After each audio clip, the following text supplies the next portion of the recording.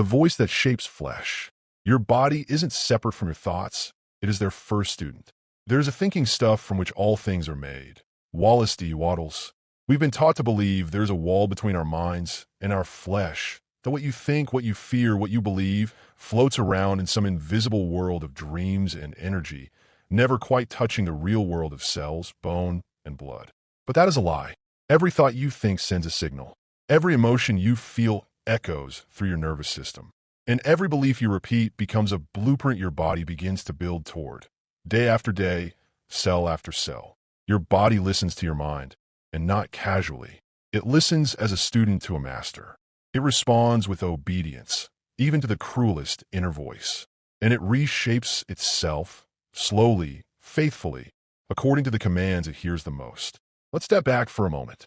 Every cell in your body is alive, not just biologically, but energetically. Every heartbeat, every breath, every hormonal response you have is driven not just by chemicals, but by the command center of your thoughts. Your brain isn't just an organ. It's the transmitter of instructions. And your body? It's the receiver. Neuroplasticity, the science of how the brain reshapes itself, proves that our thoughts create pathways, grooves, highways of habit. And those mental highways direct traffic.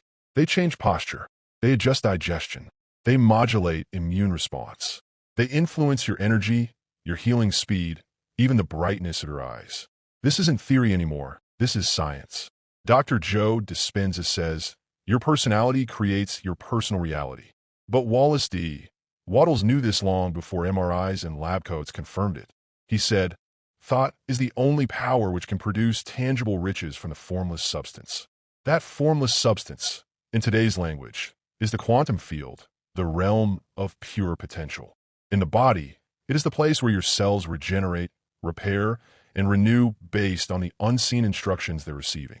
So let me ask you this. What have you been telling your body lately? When you say, I'm tired all the time, I never lose weight, I'm just not built for this. This pain always comes back. Do you realize those aren't just complaints? They are instructions. You are literally training your body to follow those scripts, not just psychologically, but physically. You're programming your brain to wire for fatigue. You're teaching your immune system to underperform. You're sculpting yourself into the very limitation you're trying to escape. This is not about positive thinking. This is about accurate awareness of the power you're wielding with every word. Because thought forms shape formless substance. In your body, make no mistake, is the substance being shaped. Look in the mirror right now, not at your face, not at your flaws. Look at the incredible, sacred evidence of your thoughts made flesh. Your posture tells a story. Your breathing tells a story. Your energy levels, your skin, your voice, they are not separate from your internal world. They are reflections of it. And the beauty of that, it means change doesn't begin in the gym or the diet or the prescription. It begins in the mirror of the mind, because the body is the first canvas your thoughts ever painted on. Wattles wrote, to think health when surrounded by the appearances of disease, or to think riches when in the midst of poverty, requires power. But he who acquires this power becomes a master. To think health in the middle of illness. To speak energy when you're exhausted. To declare strength while feeling weak. That is mastery. That is power. That is where the formless substance begins to obey you, not the other way around. Let's get even clearer. Your body doesn't wait to hear your voice out loud. It hears the silent monologue running in your mind all day long. It hears you when you doubt yourself. It hears you when you criticize your reflection. It hears you when you repeat the stories that say, this is just how I am. And yet, it also hears the new story when you decide to tell it. A story that says, I am healing. I am rising. I am getting stronger by the minute. I speak victory, and my body follows. This isn't just affirmation. It's alignment. When you begin to speak what you want to become, your biology begins to listen with curiosity, then repetition, then loyalty. You are not the result of your past. You are the result of your practiced thoughts. And your body, it's not betraying you. It's obeying you. Obeying the stories you've told it for years. Obeying the commands of fear, of anxiety, of frustration, or of courage, confidence, and clarity. So here's your turning point. Start speaking like a leader. Command like a master. And stop narrating your pain. Start directing your progress. If you like what I'm doing here, please hit the like button and subscribe to this channel. It helps us to grow and motivates me to make more videos like this. And don't forget to let me know where you're watching from and what time it is there. I always love to know how far this wisdom's spreading around. The mental blueprint of vitality. Health is not a reaction. It's a projection. Your health is not something you stumble into.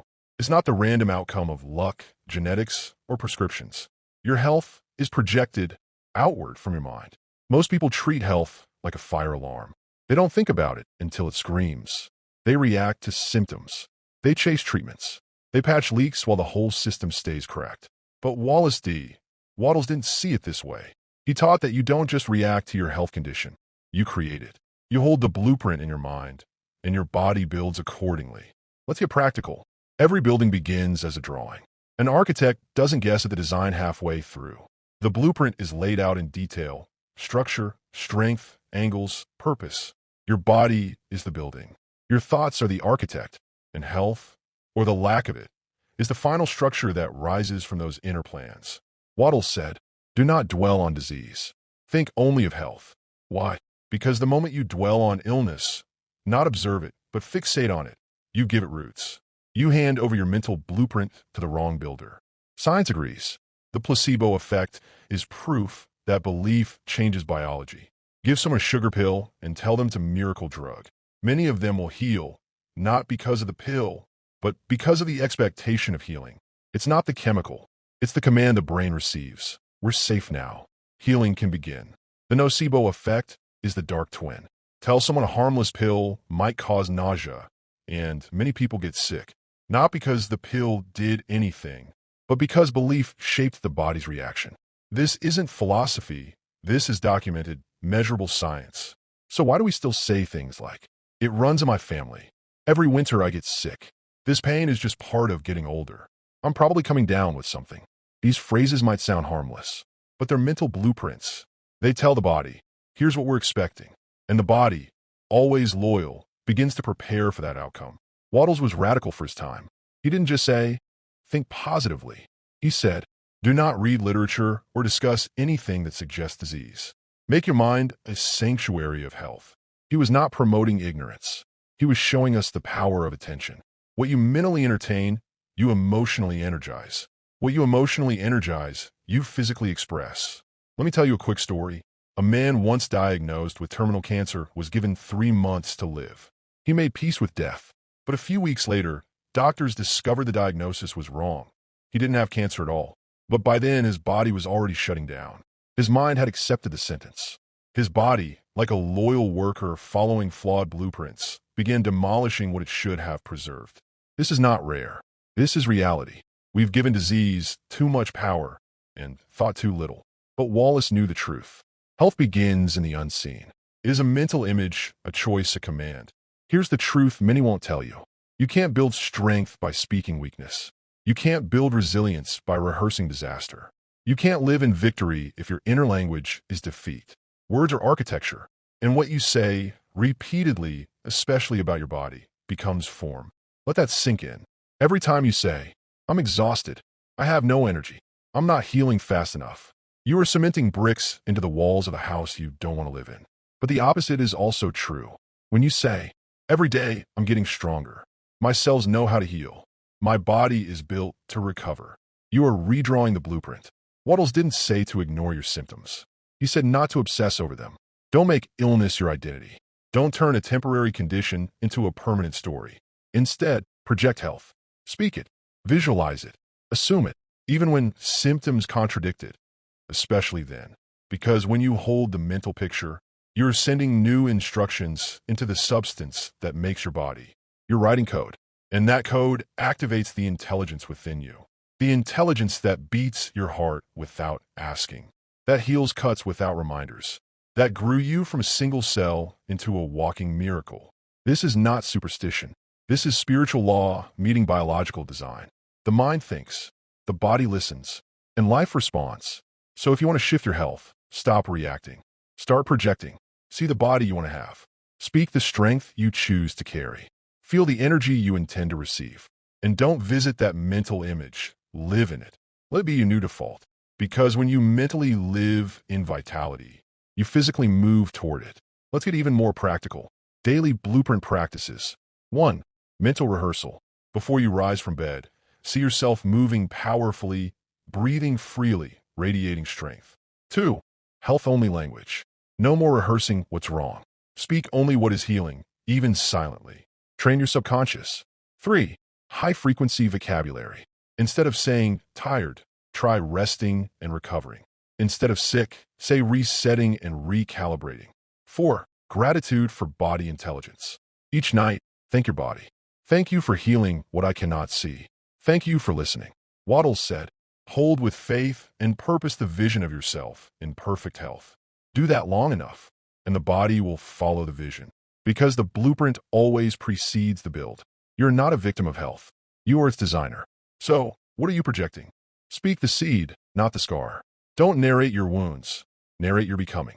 There's a quiet war happening inside every human being. It's not a war of willpower or discipline. It's a war of narration. Because what you say about yourself, to yourself, creates your chemistry. And that chemistry becomes your biology. Your body is a sacred listener. It remembers every word you whisper into your mind, even the ones you speak in silence. And for many, what's been hearing is pain. Emotional trauma held in the body. Science now echoes what spiritual teachers like Wattles knew over a century ago. The body stores emotional trauma. It does not forget. Trauma is not just a memory. It's a physical imprint. The nervous system records fear. The muscles tighten around shame. The breath shortens around anxiety. The heart races with guilt. The gut churns with grief. And if the narrative we tell ourselves never changes, those imprints become identities. You begin to walk like your wounds. Talk like your pain. Make choices based on what happened instead of what you could become. But Wattles taught something radically different. He said, to think what you want to think is to think truth, regardless of appearances. Let's pause here. He didn't say truth is what has happened to you. He said truth is what you choose to think now. So here's the question. Are you speaking your scar or your seed? The difference between scars and seeds. A scar says, this is what hurt me. A seed says, this is what I'm becoming. A scar locks you in the past. A seed speaks to the future. A scar says, this is why I can't. A seed says, this is how I will. So many of us tell stories on loop. My parents never loved me right. I've always had anxiety. Every relationship ends the same. I can't trust people. I'm broken. Each time we repeat these stories, we reinforce the hormones that accompany them. Cortisol rises. Adrenaline pumps. Muscles brace. The nervous system says, we're still in danger. But here's the miracle. Your stories change your chemistry, and your chemistry changes your reality. Stories create hormones. When you speak of peace, your body creates oxytocin, the bonding hormone. When you declare hope, serotonin lifts your mood. When you visualize success, dopamine sharpens your motivation. When you speak power into your identity, endorphins lift your pain threshold. Language is not metaphor. Language is biochemical programming. You can literally speak life into your body. Wattles knew this, though he spoke in the language of formless substance. He taught that thought forms mold the invisible into the visible. Today, we call it neuroplasticity. The brain rewires based on repetition and emotional intensity, which means your words are rewiring you. Your identity is not fixed. It's fluid, shaped by inner narration. And your cells? They're listening. They're eavesdropping on your every affirmation and self-criticism. They're responding to every joke you make about being lazy or always tired or not good enough. And they don't know the difference between sarcasm and sincerity. They just follow instructions. So let's talk about inner narration. What if instead of saying, this always happens to me, you said, this is teaching me how strong I am? What if instead of, I'm so damaged, you said, I'm rebuilding with gold? What if instead of, I've always been anxious, you said, I'm learning to lead my nervous system with peace? That's not denial. That's design. Because you're not lying. You're choosing your direction. Wattles said to hold the image of what you desire and never deviate. So even if your body trembles, your mind can be still. Even if your voice shakes, your story can be firm. And over time, the biology begins to follow the belief. Let's pause and feel this. What if you are not broken, but badly narrated? What if your power isn't missing, just misdescribed? What if the story you're repeating is blocking the transformation that's ready to emerge? Words as seeds. When a farmer plants a seed, they don't dig it up every day to check on it. They trust the process. They water it, shield it, protect it, and speak of the harvest as if it's guaranteed. Why? Because the seed responds to faith. So does your life. Wattles said, by thought, the thing you want is brought to you. By action, you receive it. Thought is the seed. Action is the soil. Words are the sunlight. If you speak only of your scars, you're watering weeds. If you speak your seed, even in darkness, you're nurturing transformation. The pivot, speak from becoming. From this moment forward, speak as your becoming self would speak. Not the version that got hurt, but the version that healed. Not the version that was overlooked, but the version that overcame. Not the version that was anxious, but the version that anchors peace for others. Speak like the person you're becoming, and the body will get the message. Neurons will rewire. Chemicals will shift. Posture will align. Opportunities will reflect it. Because everything external mirrors the internal narration. A daily practice. Here's a practice I invite you into. Each morning, speak 3 I am becoming statements. I am becoming peaceful. I am becoming joyful in my body. I am becoming whole in my energy. Thank your body out loud. Thank you for carrying me through all I've faced. Thank you for healing what I can't see. Tell the future story, not the past. I'm a person who walks in light. I lead with calm. I speak with strength. Your story is your prescription. Your narration is your medication. Your words are seeds. So I ask again, are you speaking your scar or your seed? Because what you speak, you become. And Wallace D. Wattles would say, never speak of the appearance of disease or misfortune. Speak only of what you desire, as if it already is. Speak your healing. Speak your becoming.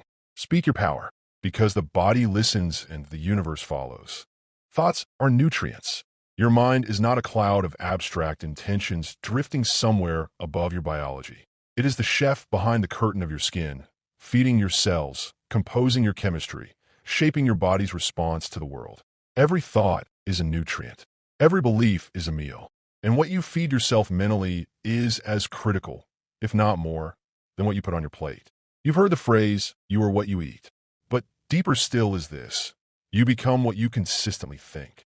A steak feeds your muscles. A belief feeds your organs, your nervous system, your immune strength, your hormonal equilibrium. Just as a nutrient-rich diet promotes physical health, a belief-rich mind promotes physiological harmony. Wallace D. Wattles said, hold with faith and purpose the vision of yourself in perfect health. That's not poetic fluff. That's biology. That's biochemical truth. When you see yourself as whole, when you imagine health, when you carry yourself with the inner signature of wellness, your body follows the script. Because the mind is the writer and the body is the actor on the stage of your life. Now, let's go deeper. A negative thought is not an isolated irritation. It's a chemical messenger, a whispered command that echoes through your nervous system, impacting your digestion, your breath, your hormones. Chronic doubt releases cortisol. Chronic fear floods your bloodstream with stress chemicals that suppress immunity. Long-term shame weakens your posture, slows your digestion, and disturbs your sleep. This is not metaphor. This is measurable. This is what science now calls psychoneuroimmunology, the study of how your thoughts affect your immunity, your healing, your aging. Your body listens, and not just passively, it listens with devotion. It adapts to your mental diet. This is where Wattles' teaching of the formless substance meets modern physiology. He taught that thoughts form patterns in the invisible substance of the universe, patterns which eventually solidify into form. Translate that inward, and your formless thoughts shape the visible form of your body. Your self-image influences your blood pressure. Your inner dialogue impacts the speed at which wounds heal. Your anticipation of decline can become a self-fulfilling prophecy, just as your anticipation of wholeness can accelerate renewal. So what does it mean to feed yourself thoughts that nourish? It means replacing the daily loop of fear, complaint, and self-pity with the internal meal of possibility, strength, and love. It means that instead of waking up and thinking, I'm so tired, you declare, today, I carry new energy. It means not letting the old narratives of weakness sneak into your internal language. When you say, I always get sick this time of year, that is not a casual observation. That is a prescription. That is a command your body takes seriously. Your nervous system does not know the difference between what is imagined and what is real. Say it again. Your nervous system does not know the difference between what is imagined and what is real. If you visualize stress, it will respond with stress. If you visualize strength, it will respond with strength. Here's the fascinating truth from the world of neuroscience. Mental rehearsal activates the same neural pathways as physical experience. When athletes visualize a perfect swing or a flawless dive, their muscles and brain fire as if they were performing it. The same is true for healing. If you visualize energy flowing to your joints, if you imagine your heart radiating vitality, if you feel gratitude pulsing through your cells, your biology gets fed with healing signals. That's why Wattles was emphatic. Think only of health. He didn't mean to ignore symptoms. He meant don't feed them. Don't energize them with your focus. Don't worship the sickness by talking about it all day. Focus instead on the ideal. See the body not as a battlefield, but as a garden. And your thoughts are the water, the sunlight, the soil, and the seed. This is not blind positivity. This is strategic nourishment. When you think health, you're aligning your internal environment with the energy of repair. When you think strength, you are supplying your cells with coherence. When you think peace, you're regulating your heart rate, calming your breath, and improving digestion. You're feeding your parasympathetic nervous system, the part that heals, that rejuvenates, that rebuilds. Now ask yourself, what have you been feeding yourself lately? What has your mental menu consisted of? Is it a diet of worry? A breakfast of shame? A midday snack of I'm not enough? A midnight feast of nothing ever works for me? Or is it a clean, sacred diet of I am becoming stronger, my body is wise, my cells know how to heal, I am supported by life? This isn't just thinking happy thoughts. This is mental nutrition. This is inner biology. You are sculpting your biochemistry with every thought you entertain. Your beliefs are as physical as protein and potassium. They shape the terrain of your body. Food feeds the flesh. Thoughts feed the field in which the flesh operates. So feed yourself like you're a sacred temple, not a trash can. Stop recycling the beliefs handed down by those who feared life. Don't chew on ideas of limitation and disease just because others around you do. Refuse to inherit sickness as identity. Instead, craft your mental diet with reverence. Wake up and speak nourishment. Say, today I feed my body with clarity. Say, my thoughts are vitamins. My beliefs are healing agents. My faith is medicine. And when you slip, and you will, when the junk thoughts of fear, fatigue, and frustration come crawling in like fast food for the mind, don't panic. Just switch menus. Speak again. Speak victory, because your body doesn't just listen once. It's listening always. Waiting, responding, recalibrating. Every hour, every heartbeat, every breath. Your thoughts are nutrients. Feed wisely. Feed deliberately. Feed for wholeness. Because the body is not built in the gym or the kitchen alone. It is built in the mind. Vibrations craft vessels. Every spoken word carries a vibration. Your cells are listening. Imagine this. Every word you speak becomes a ripple. Not just in the air, but in the blood, in the bones, in the very architecture of your body. Your voice is not just for communication. It is for creation. It is the tuning fork of your life. The frequency you emit through your words is not harmless background noise. It is design. It is code. It is construction material for the vessel that carries your soul. Wallace D. Wattles said that thought impresses itself upon the formless substance, which then becomes form. But there is a bridge between the invisible thought and visible form, and that bridge is vibration. Vibration is how spirit translates into matter, and sound is one of the most powerful vibrations we possess. Science now confirms what ancient cultures knew intuitively. Sound changes matter. In the field of cymatics, when sound frequencies are passed through particles like sand or water, those particles arrange themselves into precise, often beautiful geometric patterns. Shift the frequency and the pattern changes. The implications are breathtaking. If sound can do that to sand or water, what is it doing to the 70% water inside of you? Your cells are not deaf. They're acoustic. Your DNA responds to frequency. Your immune system, your muscles, your digestion, your sleep, they are all affected by the quality and content of your spoken words. You're not just speaking into the room. You're speaking into your bloodstream. When you say, I am tired, your body responds with alignment to that vibration. When you say, I never heal, your body believes you. But when you declare, I am restoring, or I am vibrant, or I am rising, your body doesn't just hear, it shifts. It listens and adjusts. Because vibration is not optional. It is the operating system of your biology. This is why ancient sound healing traditions have always existed across the globe. From Tibetan singing bowls to Vedic mantras, from Gregorian chants to shamanic drumming. Humans have always known that specific sounds alter consciousness, align energy, and heal the body. These weren't superstitions. They were frequency medicine. Even today, binaural beats and solfeggio frequencies are used to stimulate brainwave activity, promote relaxation, and support healing. Modern hospitals are experimenting with therapeutic sound for stress, blood pressure, and even recovery time. We are finally relearning what was never meant to be forgotten. Vibration is the language of the body. Wattles, though writing in a more metaphysical context, spoke of the formless substance as the pliable medium that obeys the intentions of our thoughts. But sound is one of the most direct and forceful ways to impress that formless substance, because vibration is the tool by which form is shaped. Now consider this. If sound can be healing, it can also be destructive. If certain vibrations create harmony in your cells, others create chaos. Constantly speaking in the frequency of defeat. It's always like this, nothing ever works out, I'm so unlucky, is like playing dissonant, jarring music in the cathedral of your cells. You wouldn't live in a house with constant noise pollution. So why do we tolerate it inside our minds and mouths? Every time you speak negatively about your health, your future, your body, or your ability, you are playing distorted notes into the very structure of your being. And those notes stick. Your nervous system doesn't know it's just a complaint. It hears it as a command. What you repeat, you reinforce. What you reinforce, you become. So it becomes urgent, even sacred, to watch the vibration of your speech. Not to be fake, not to pretend nothing is wrong, but to choose what vibration you amplify. Are you speaking power, or are you echoing pain? Are you giving yourselves a reason to expand, or are you shrinking them with verbal weight?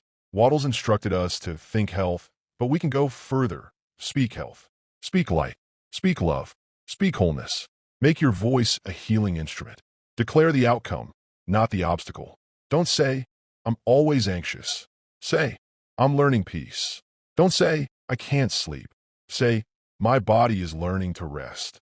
It may not be true yet, but say it anyway, because your cells don't wait for proof.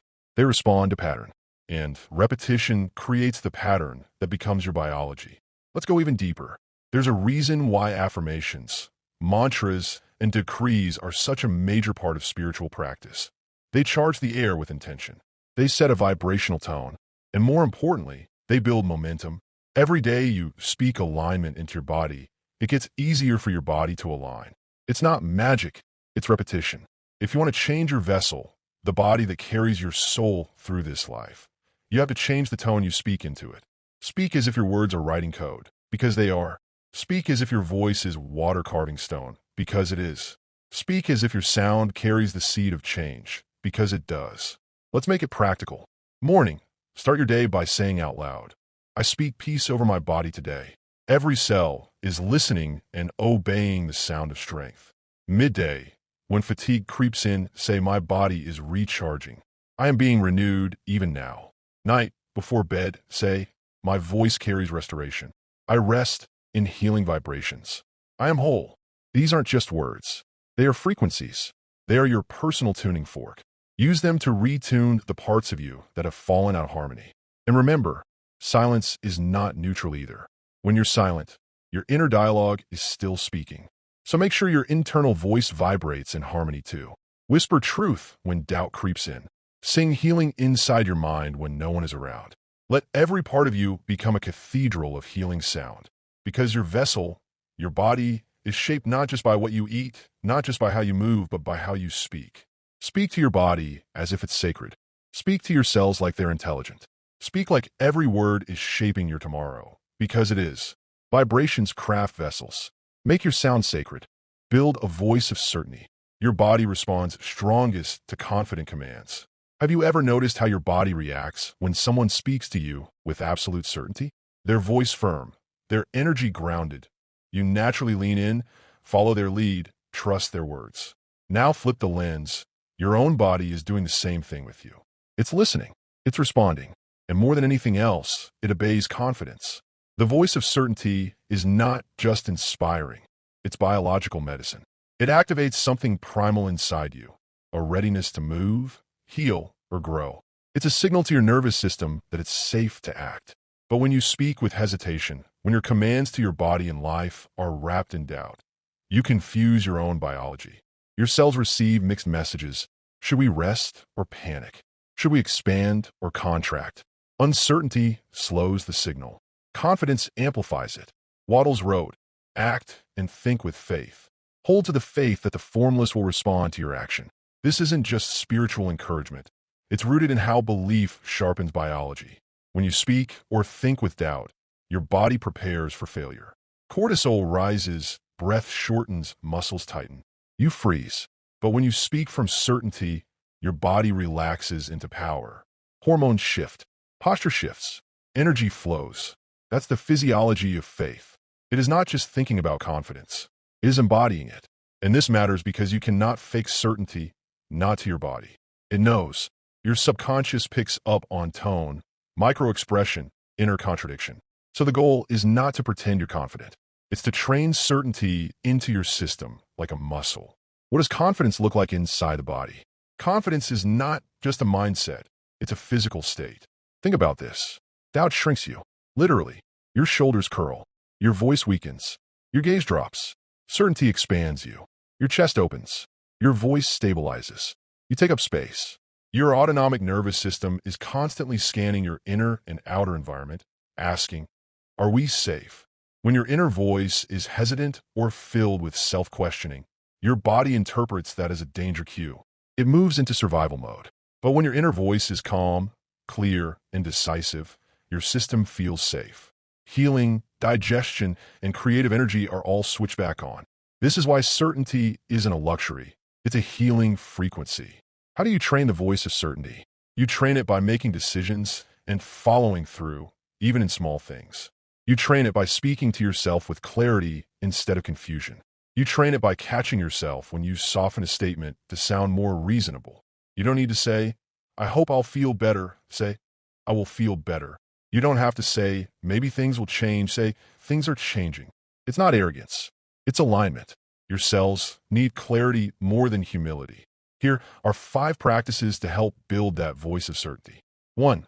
Use language that commands, not questions. Stop saying, I don't know if I can. Maybe this will work. Hopefully I'll get better. Start saying, I can. I will. I am. This is working for me. Every day, I am improving. These words aren't about delusion. They are about direction. Doubt is an open loop. Certainty is a closed circuit. It completes the signal between mind and body. That completed signal produces results. 2. Practice confident posture while speaking to yourself. Posture sends a faster message to your subconscious than thought does. When you speak affirmations or commands to yourself, do it. Standing tall, shoulders relaxed, eyes forward, voice steady. Your body reads this as leadership. You're showing your nervous system that someone is in charge, and that someone is you. 3. Speak in present tense. Avoid future tense promises like, I will be healthy, or I will find peace. Future tense puts the transformation outside of now. Your body responds better to nowness. Try, I am healing. Peace is flowing through me. My body knows what to do. Present tense brings the outcome into the moment, and your biology follows that cue. 4. Repeat until resonance. Certainty often begins before you believe it. The first time you say, I am strong, it may feel hollow. That's okay. Repeat until your voice vibrates with truth. You're not trying to manipulate yourself. You're simply reinforcing a new pattern. Just as lifting a weight doesn't build a muscle on the first try, speaking truth doesn't build certainty in one day. But say it enough times and your cells start aligning. Your heart rate slows. Your voice deepens. Your presence stabilizes. That's how you know you're resonating. 5. Don't argue with the doubt. Replace it. Your inner voice doesn't need to defend itself against fear. It needs to override it. When the voice of fear says, this won't work, don't argue. Just replace it. It is already working. I trust the process. Speak from your future self. Speak from a version of you that's already walked through the fire and come out gold. Because that version already exists. It just needs your voice to activate. What would Wattles say?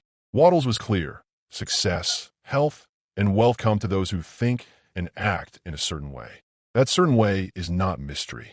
It is the voice of unwavering, unshaken alignment. He wrote, by thought, the thing you want is brought to you. By action, you receive it. Certainty is what connects thought and action. It's the confidence bridge between what you imagine and what you embody. When you speak with doubt, you collapse that bridge. But when you speak with certainty, your words become rails for reality to run on. Your voice is not just a tool. It is a thermostat. It sets the internal temperature of your reality. Speak from certainty, and your body will rise to meet you. Speak from hesitation, and your body will shrink away. Don't wait until you feel ready. Readiness is not a prerequisite for certainty. Repetition is. So from today onward, train the tone. Command with calm. Declare with direction. Speak not as someone wishing. Speak as someone knowing. Your body listens hardest to confidence. So make confidence your new language. Make certainty your new frequency. And let your biology and your life obey. Declare health into the silence. Even when nothing seems to change, keep speaking life. There's a sacred space between the planting and the harvest. A period where the soil is silent, the sky is still, and the eye sees no movement. It's tempting in that space to believe nothing is happening, that your words have vanished, your faith wasted, your effort forgotten. But don't be fooled. In the invisible realm, everything is happening. That's the realm Wallace D. Wattles points us toward when he writes, "Do not wait for change to happen before you speak as though it has." Speak the truth of health regardless of appearances. This is where the power of declaration in silence comes alive. When the body still hurts, the symptoms linger, the tests say otherwise. Speak anyway. Speak life. Speak health. Speak truth. Because what you declare in the silence becomes the blueprint for what appears in the visible. The quantum delay, why you don't see instant results. Modern physics calls it a quantum delay. The moment you direct energy with thought or emotion, a shift begins. But just like water must boil before it turns to steam, that energy must accumulate, reorganize, and materialize. Think of a pot of water on the stove. You turn on the flame and wait. For minutes, nothing seems to happen. The water looks unchanged. But inside, molecules are colliding, heating, building pressure. Then, without warning, it boils. Your declarations of health work the same way. Just because you don't see evidence doesn't mean nothing is moving. There is no such thing as an unreturned vibration. Every word you speak carries energy, and energy never disappears. It only transitions. When you declare, "I am healthy," even while sick, you're not lying. You're aligning.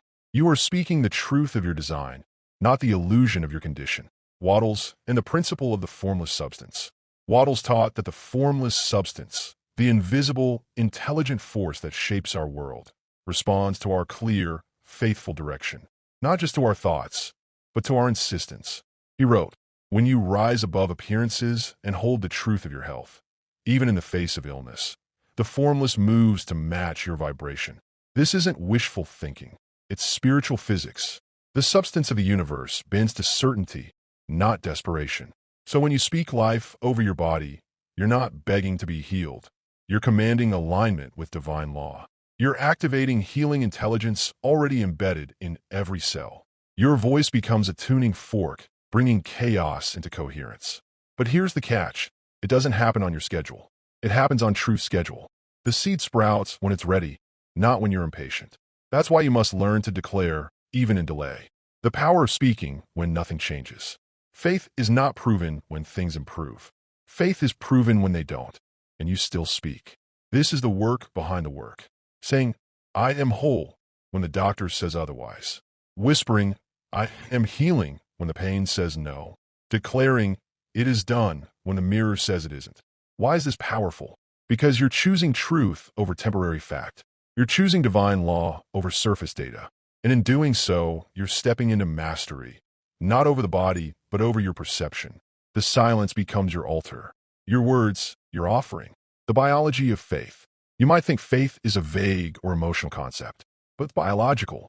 When you speak words of life consistently, even in darkness, your autonomic nervous system begins to shift. Healing hormones like oxytocin and dopamine rise. Stress chemicals reduce.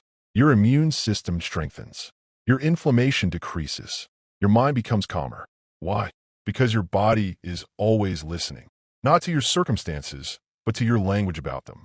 Your biology doesn't respond to reality.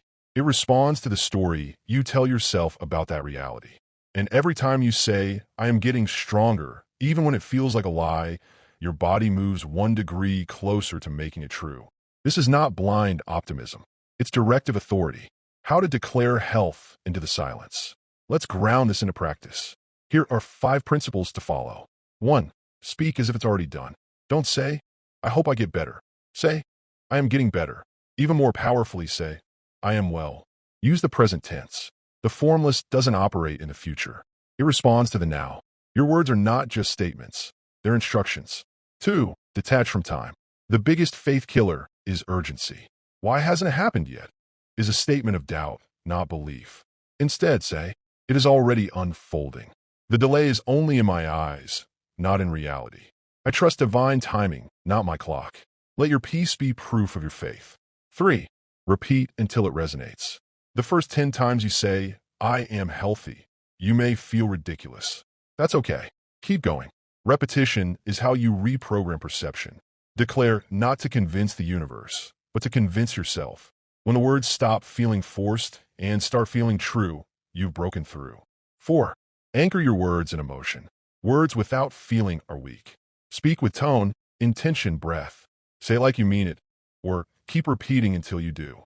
Remember, emotion is the carrier wave of intention. 5. Be still after you speak. Once you've declared, don't immediately start scanning for proof.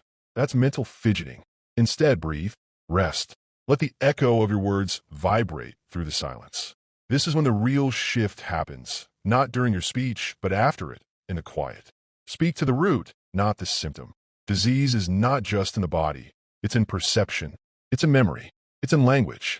When you declare health, you're not just treating a symptom. You're reclaiming the root. Declare it until the root withers. Declare it until new roots grow. Declare it until your cells believe you more than your history. And even when nothing seems to change, keep speaking. Because change is always happening, just beneath the surface. Because your words shape what you cannot see until one day it appears.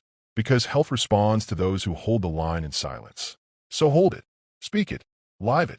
Declare life, not just when it's easy. Declare life, especially when it's quiet. The spoken immune system. Language either weakens or strengthens your defenses. There's an immune system inside your body, and there's one in your mouth.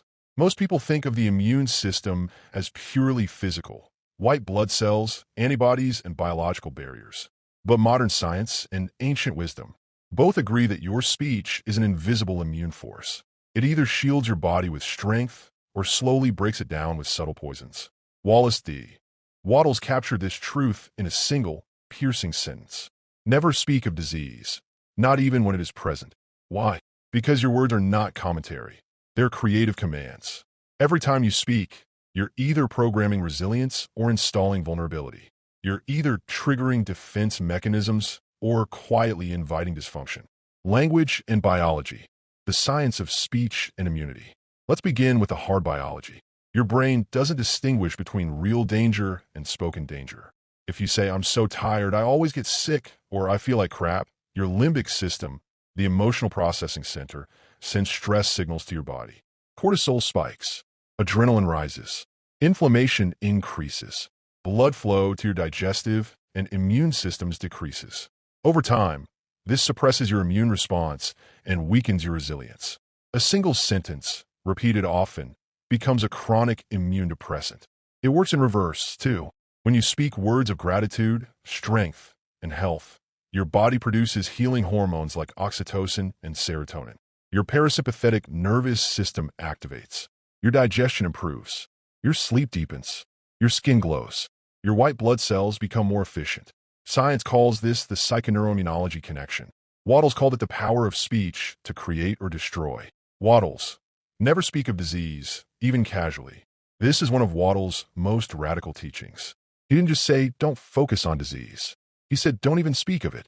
To talk of disease, to fear it, or to dwell on its statistics is to invite it into your energy field. At first, this feels extreme. What's the harm in saying I've got a little cold? Aren't I just being honest if I mention my migraines? It's just a conversation. But here's the truth. Nothing you say is just anything. When you speak of illness, especially with emotion, repetition, or identity, you reinforce its claim over your body. You aren't just describing your condition, you're embedding it. And the body listens. Your cells obey your self-talk. Your immune system adjusts based on your tone, language, and belief. Even more dangerously, when you speak of other people's diseases, gossiping about their diagnoses, fearfully discussing pandemics, or obsessing over symptoms. You attune your consciousness to illness as a reality.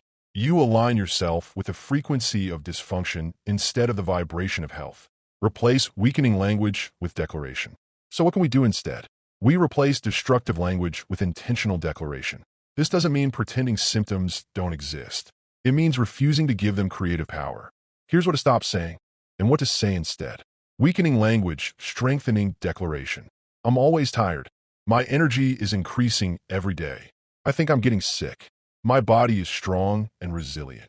Flu season is here. I'll probably catch it. I stay well in every season. My body is broken. My body is healing perfectly.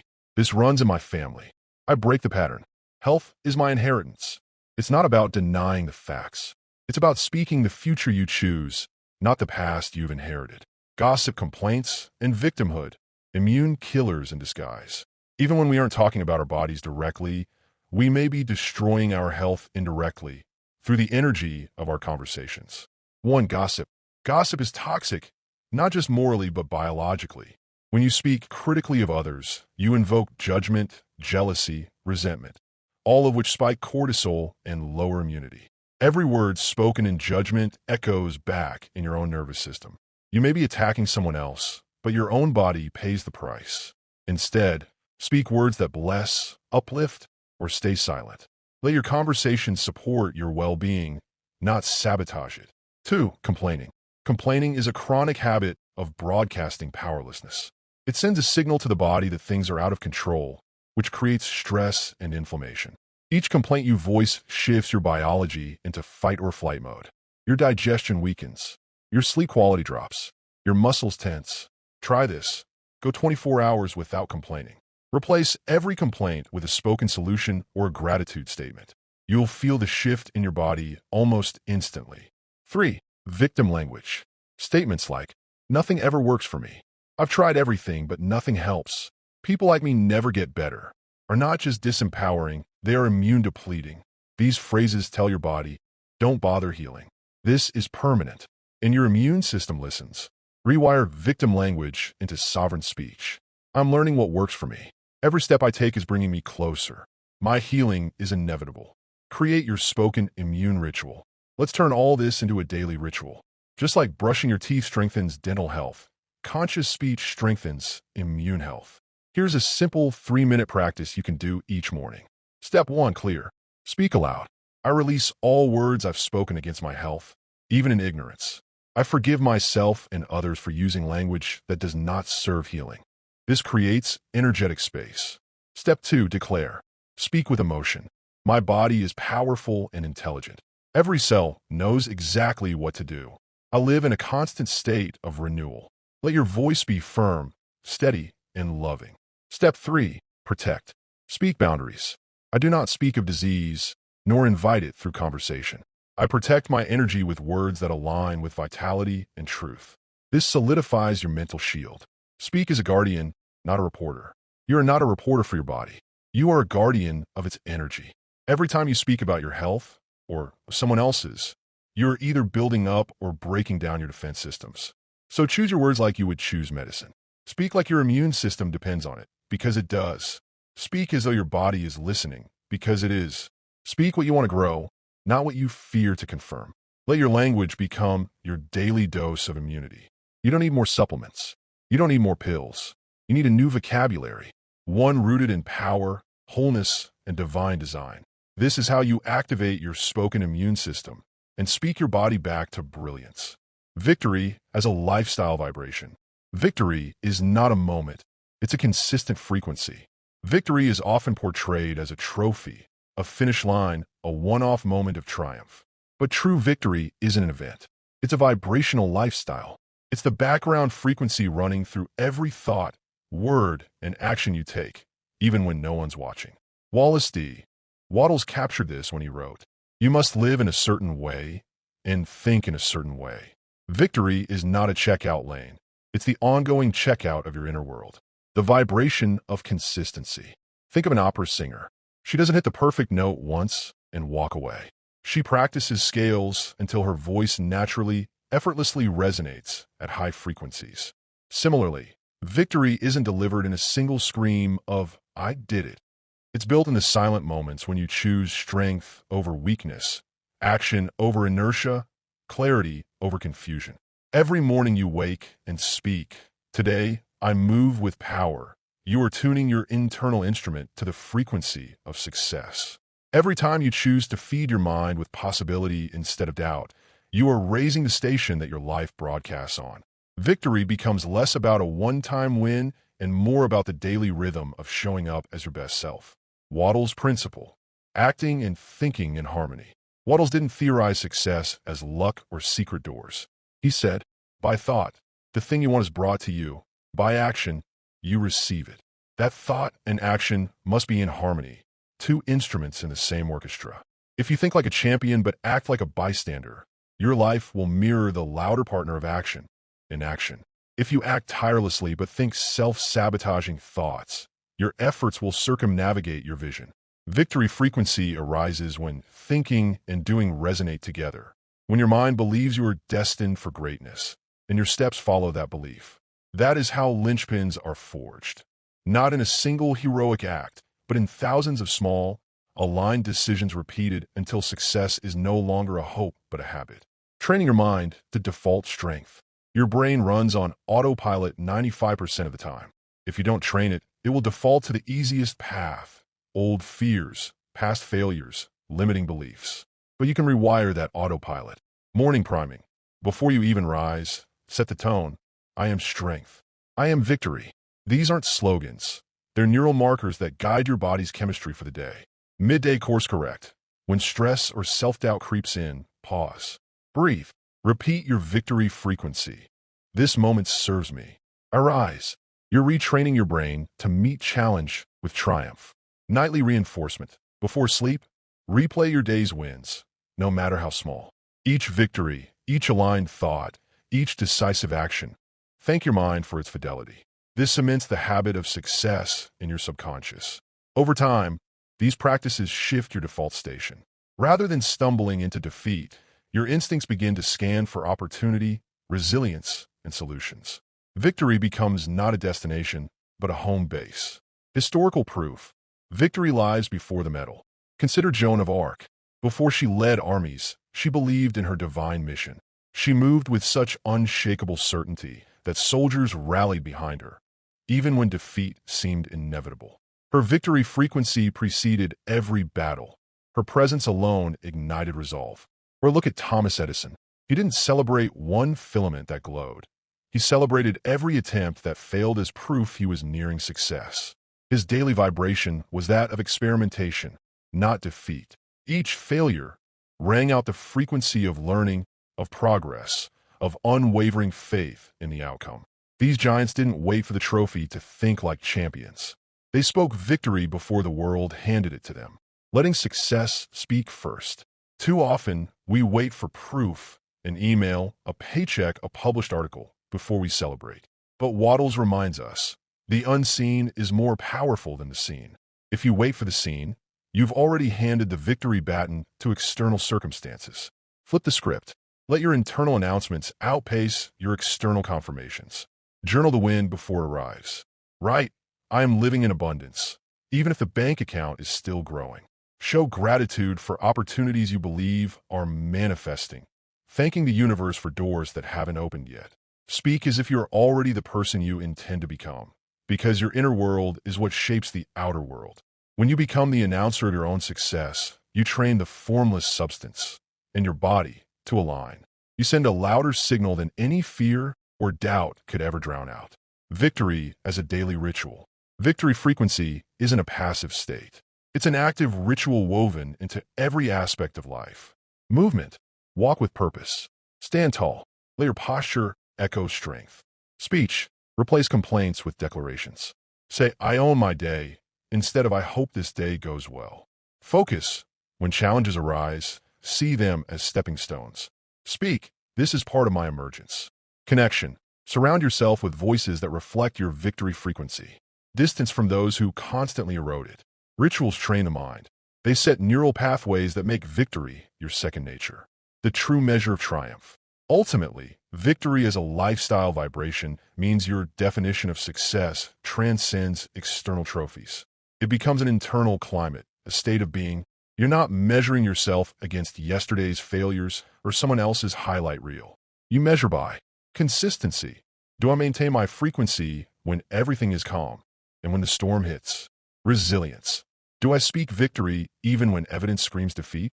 Growth. Am I expanding, learning, evolving, or am I shrinking back to comfort? When you live like this, you win every day, not because every day is perfect, but because your frequency remains unbroken. You carry the resonance of victory into every moment. And the world, being the faithful mirror that it is, responds in kind. Victory is not a fleeting moment, Wattles might say today. Victory is a sustained symphony, thought, word, and deed all playing in harmony. Tune your life to that frequency. Let victory become your constant companion, and watch as your body, your reality, and your destiny align with the sound of your own triumphant voice. Train the body through command, not criticism. Self-criticism sabotages the biology of transformation. We've been taught to think that tough love is the only real motivator, that if you don't whip yourself into shape with harsh words, you'll stay stuck forever. But science and spirituality both say otherwise. When you criticize your body, your biology does not rise in response. It shuts down. Shame, judgment, and internal reprimands do not create power. They create paralysis. Wallace D. Wattles understood this long before neuroscience caught up. He taught, hold the ideal in your mind, never the failure. Think only of the perfect condition, because your body listens. Your cells listen. Your subconscious obeys your dominant voice. And if that voice is shame-filled, your transformation will constantly stall. Self-criticism is biologically expensive. Let's break it down on a biological level. When you think a self-critical thought like, I hate how I look, I'm so lazy, nothing ever changes for me, your brain triggers the same stress response it would if you were being attacked. Cortisol levels rise. The sympathetic nervous system goes into overdrive. Blood flow moves away from digestion and repair and into fight or flight mode. That means your metabolism slows. Your immune system weakens. Your hormonal systems get disrupted. Your brain prioritizes survival, not growth or healing. In short, self-hate hijacks your body's ability to transform. You cannot heal a body you hate. You cannot lead a body you shame. You cannot energize a system you're constantly punishing. Wattles' instruction, hold the ideal. Wallace D. Wattles was clear. By holding the vision of the perfect in your mind, you create that perfection in your world. Notice he doesn't say to obsess over the lack, the flaw, or the problem.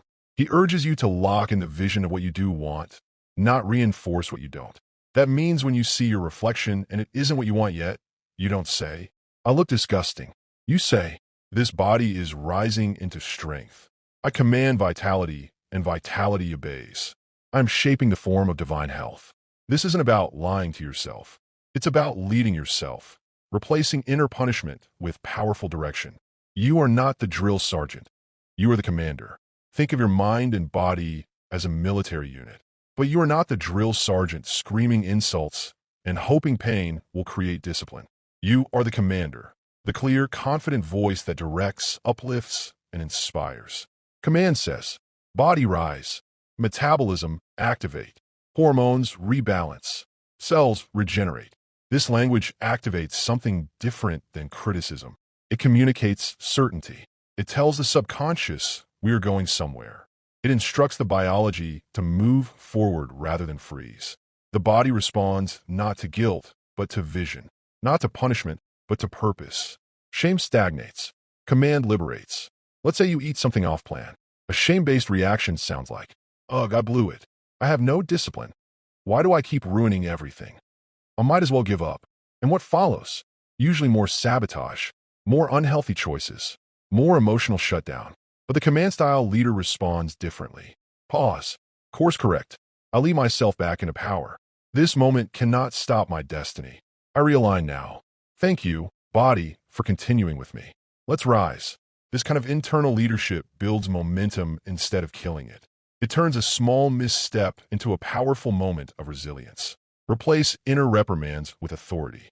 The next time you catch yourself criticizing your body, your energy, your health, your habits. Stop and notice the tone. Then, rewrite the sentence as a command instead of complaint. Instead of, I'm so tired and out of shape, say, energy is returning to my system. Body, let's rise. Instead of, I can't stick to anything, say, consistency is becoming my new normal. I command focus. Instead of, I hate my appearance, say, this body is refining itself under divine direction. I accept an upgrade. Words matter, not because of what they sound like, but because of the signals they send to the deepest parts of you.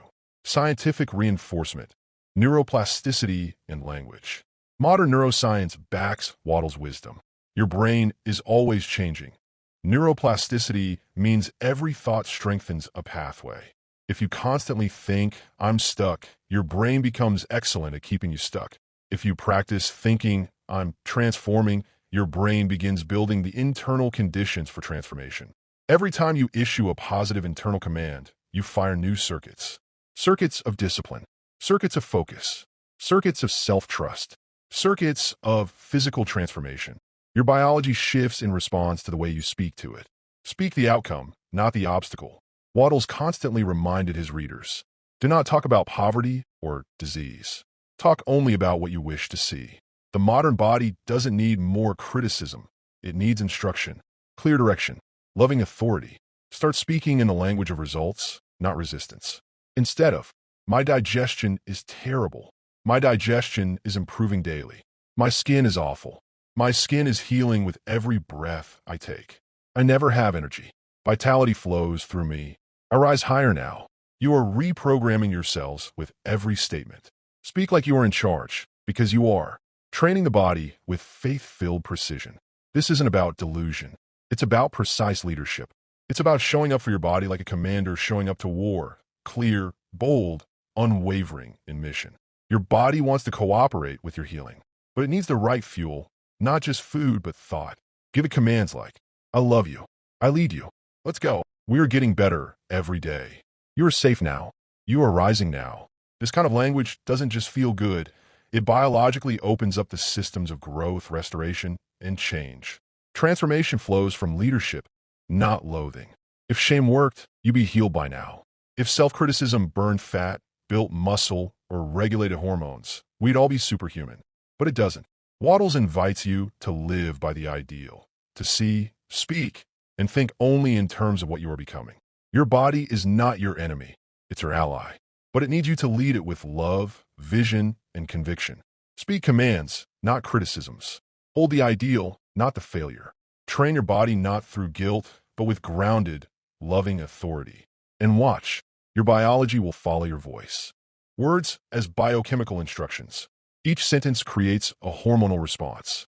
There's a silent contract between your words and your biology. Every word you speak is not just air. It is an instruction, a chemical command, a signal to the deepest recesses of your body. Speak love, and your cells produce oxytocin, the hormone of bonding, safety, and connection. Speak fear, and cortisol floods your bloodstream, tightening muscles, disrupting digestion, suppressing immunity. Your biology listens to your vocabulary as if it were scripture. You're not just talking to the world when you speak, you are talking to yourself, and your body is obeying. Let this truth shake you awake. Your vocabulary is your pharmacy. A word of peace is a dose of dopamine. A sentence of gratitude is an injection of serotonin. And a declaration of joy is the spark that ignites endorphins, those alchemical miracles that renew pain into power. Wallace D. Wattles said it plainly. You must form a clear and definite mental image of what you want. You cannot transmit an idea unless you have it yourself. He knew that thoughts and feelings, when shaped into words, direct the unseen intelligence of the body to carry out what is declared. You don't heal by accident. You heal by alignment, by aligning what you say with what is life-giving. We often underestimate the language of health because it doesn't feel urgent. It doesn't feel loud. But in truth, healing speech is the most powerful frequency in your vocabulary. It is not reactionary. It is revolutionary. Imagine waking up each day and instead of groaning about fatigue, you command energy into existence. Imagine standing in front of the mirror and instead of criticizing the shape of your body, you bless it with words that stimulate cellular renewal. You are not motivating yourself with lies. You are feeding your system with the blueprint of truth. You're not a machine. You are a living, dynamic, self-healing system governed by emotion, belief, and spoken instruction. Your body wants to regenerate, but it cannot regenerate in a climate of verbal violence. It cannot heal in a storm of self-hatred. It cannot rebuild while the architect, you, is yelling destruction at it every hour. The body needs peaceful instruction, not chaotic judgment. Science now confirms what Wattles knew intuitively. Language impacts hormones. Hormones influence systems. Systems govern health. When you say, "I am calm," even amidst anxiety, your parasympathetic nervous system begins to activate. Blood pressure lowers. Muscles relax. Digestion resumes. Sleep deepens. The body hears your command and begins complying. When you say, "I am strong," even in the face of illness, your immune system receives the message. T cells respond. Natural killer cells patrol. The chemistry begins to reorganize itself around belief. Words are not fluff. They are formulas. And the most advanced pharmacy in the world is the one inside you, activated by the right language. Wattles emphasized gratitude not as a moral virtue, but as a spiritual technology. Gratitude shifts your state from scarcity to abundance. It dissolves the fear chemicals and amplifies trust. Try it. Speak 10 consecutive sentences of true gratitude and feel how your heart expands, how your breathing deepens, how your thoughts quiet. That is not coincidence. That is internal alchemy. On the other hand, speak 10 consecutive complaints and watch your shoulders tense. Your jaw clench. Your mood sink. Your chemistry follows the words. Because your nervous system trusts your voice. It believes what you say, whether or not it's true. That's why you must be ruthless about the words you allow into your self-talk. You cannot afford to speak doubt casually. You cannot afford to joke about sickness, stress, failure, and fear as if your body is not listening. Your body doesn't know sarcasm. It only knows vibration. Your immune system doesn't understand jokes about collapse. It only knows whether you're speaking life or decay. Wattles taught that the formless substance responds to thought in perfect faith. So too, your body, the material of your physical being, responds to thought encapsulated in speech. There's a reason why spiritual traditions from every corner of the globe have chanted, sung, declared, and affirmed healing aloud. Because vibration is creation. Sound organizes matter. And the most potent sound in your universe is your own voice. This is not about fake positivity. This is about biochemical architecture. When you say, "I am healing," you are giving your brain an assignment. You are triggering the reticular activating system to search for patterns of restoration. You are stimulating immune function and modulating inflammation. And when you repeat it consistently, you are writing a new hormonal baseline. Over time, "I am healing" becomes not just a statement, but a state. Wattles urged people to think and act in a certain way. That certain way is not passive or vague. It is direct, disciplined, and deliberate. It is the way of clear speech. When you train yourself to speak only those words that generate life, love, strength, and vitality, you do not merely change your mood. You change your entire physiology.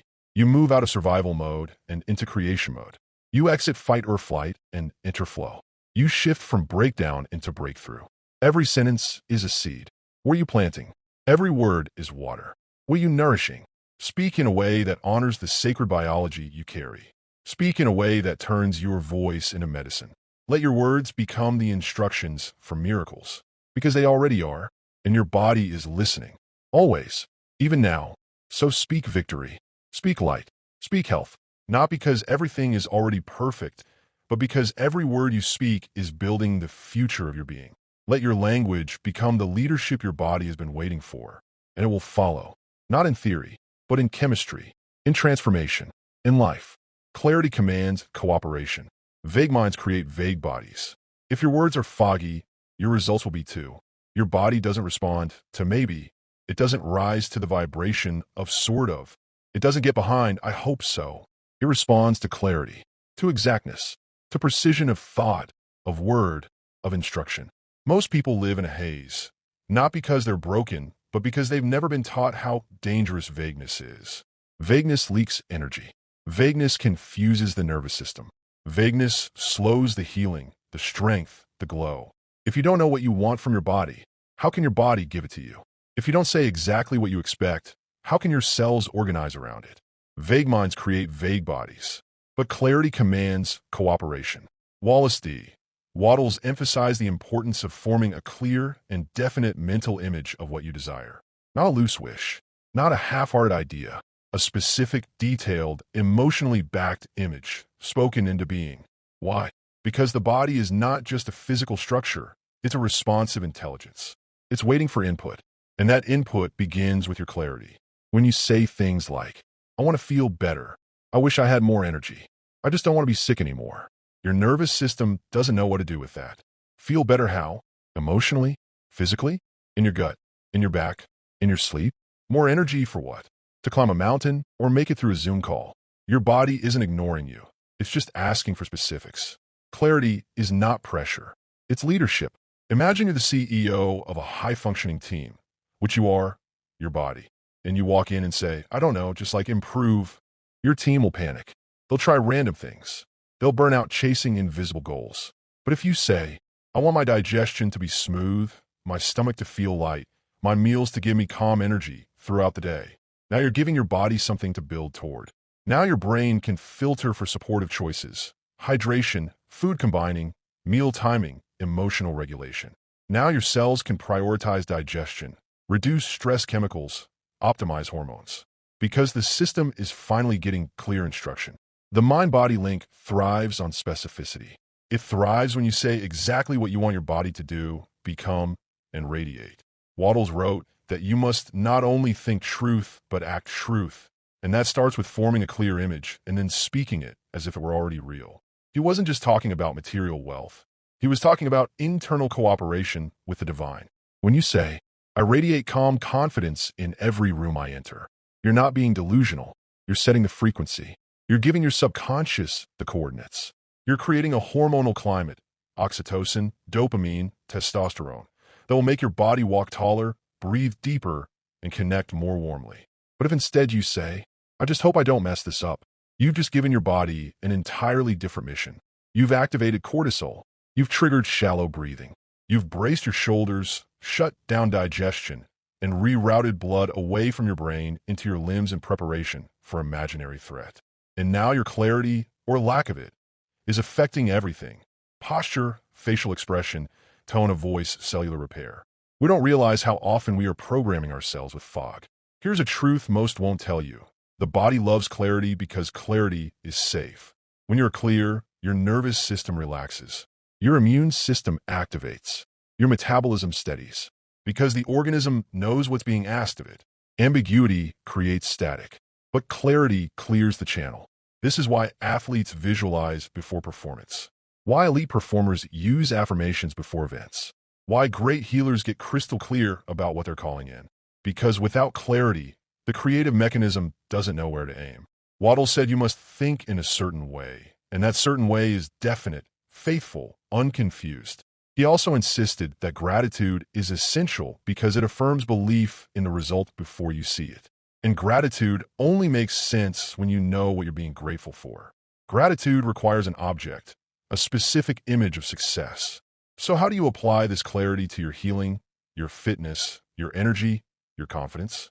It's simpler than you think. One, name it. Be specific. Not, I want to feel good, but I want my mind to feel calm when I wake up. I want my shoulders to feel loose and pain-free.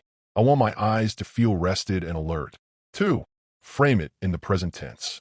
Not, I will be confident, but I speak clearly and calmly. I lead conversations with joy and ease. Your subconscious doesn't respond well to the future tense. It listens to now. 3, speak it aloud daily. Let your ears hear your own voice. This solidifies the command neurologically.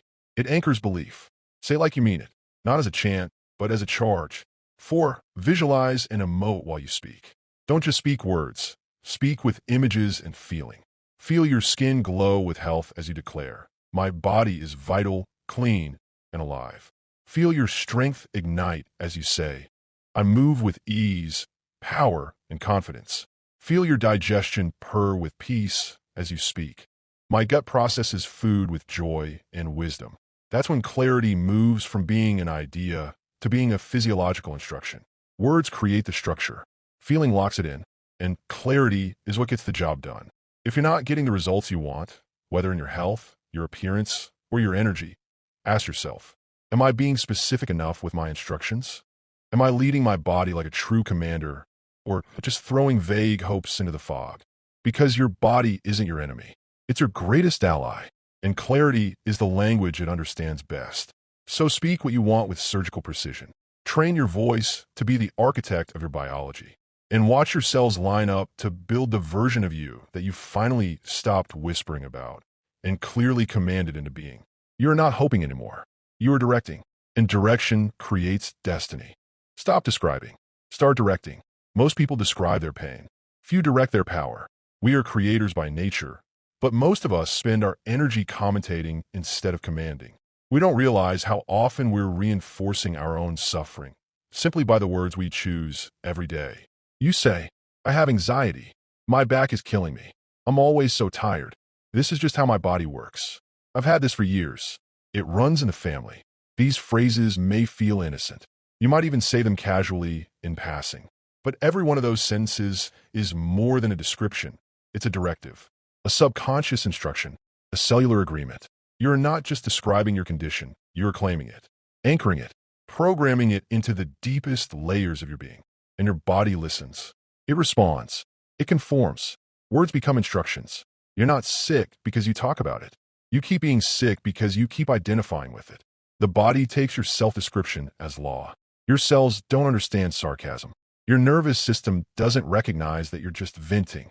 Your subconscious doesn't filter out the just joking tone. It simply hears, we are anxious. Maintain the anxiety. Or, we have back pain. Continue that experience. Wallace D. Wattles said, think health only and act accordingly. That is not metaphysical fluff. It's an urgent biological principle. Thinking health means you orient your attention, your words, your imagination, and your identity toward vitality, even if symptoms are present. Acting accordingly means you behave, speak, and choose as if health is the truth, and it becomes your truth. But we've been trained otherwise. In this modern world, we've normalized constantly reporting on our dysfunctions. It's become common to wear our conditions like name tags. Hi, I'm Sarah. I have PCOS. Hey, I'm Mike. I'm clinically depressed. I'm an insomniac. I'm pre-diabetic. My migraines. My IBS. My sciatica. We don't realize we're building invisible prisons. And then we wonder why healing feels slow, difficult, or impossible. Describing versus directing. There's a massive difference between saying, I have depression, versus saying, I am restoring peace in my nervous system. Or, I have a thyroid problem. Versus, I am activating balance in my thyroid and energy system. The first example locks you into the identity of illness. The second one directs the intelligence of the body. It commands a new experience. It tells your subconscious and your cells, this is the reality we are building now. That's the shift. Stop describing. Start directing. Language traps that reinforce illness. Let's expose a few common patterns people use without realizing their power. I have statements. These declare ownership. Better alternative. I am healing from, or I am restoring. Permanent identity phrases. I'm a diabetic. I'm anxious. I'm broken. I'm just not healthy. Better alternative. I am learning to feel calm in my body. Hopeless tones. It's always been like this. Nothing works. I've tried everything. Better alternative. I'm discovering new ways my body can support me every day. Victim phrasing. My body hates me.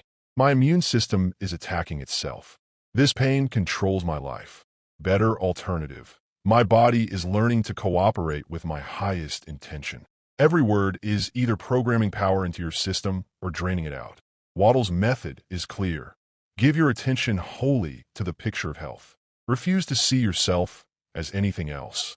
That's not denial. That's direction. You're not ignoring symptoms. You're refusing to worship them. You're moving from chronic complaint to conscious command. I am directives rewire your system. I am is the most powerful phrase in language. It creates instant identity. Whatever follows, I am, becomes the seed of your experience. Say, I am energy. I am vibrant and rested. I am building a resilient body. I am grounded in peace. I am detoxing old stories. I am aligned with radiant health. I am new in this moment.